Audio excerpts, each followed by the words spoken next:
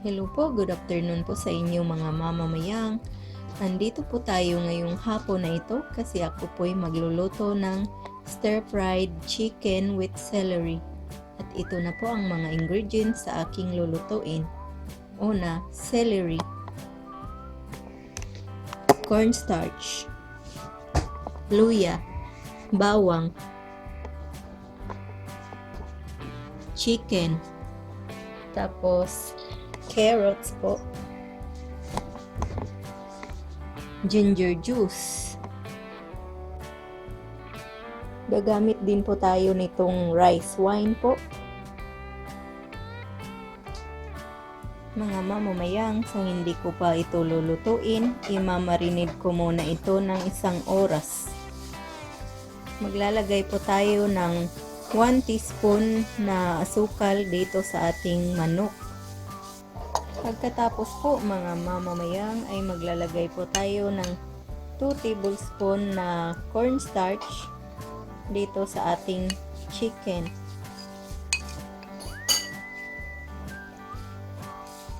Maglalagay din po tayo ng 1 teaspoon na asin. Tapos po maglalagay din po ako ng 1 tablespoon na rice wine. Maglalagay din po ako ng 2 tablespoon na ginger juice. Ayan po, uubusin ko na lang po yan. Kasi marami po itong manok na aking lulutuin.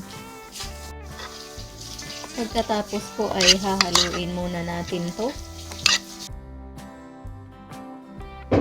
Ganyan na po ang magiging itsura mga mamamayang pagkatapos po nating i-marinate ng 1 hour at ready na po itong lutuin. Ayan po mga mamamayang, maglagay lang po kayo ng 3 tablespoon na mantika sa inyong mga kawali. Pagkatapos po ay ilagay natin ang ating ginger.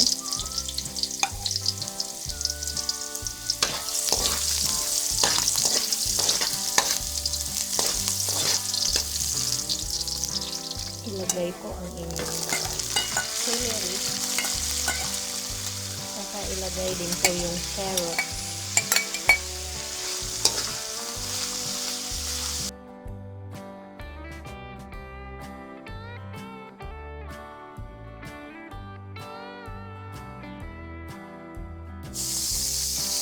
Tapos po maglagay po tayo uli ng konting mantika na olive oil sa ating kawali. Tapos gigisahin po natin yung bawang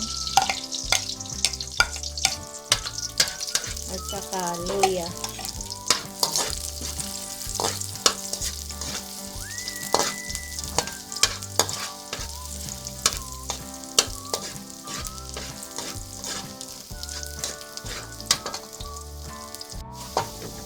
At pwede na pong ilagay itong ating manok.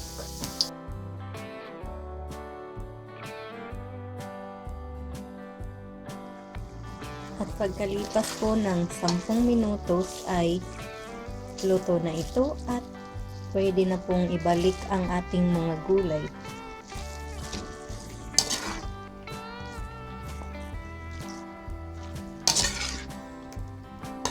Huwag niyo pong hayaan na maibalik yung juice ng celery sa inyong mga manok kasi aalat po ito.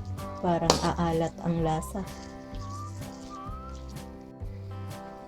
Maglalagay lang po ako ng green onion.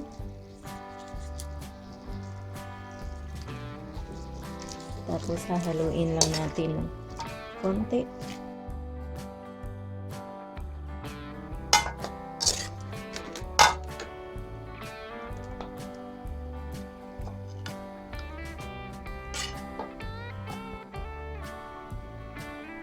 Ayan na po mga mamamayang ang ating stir-fried chicken with celery.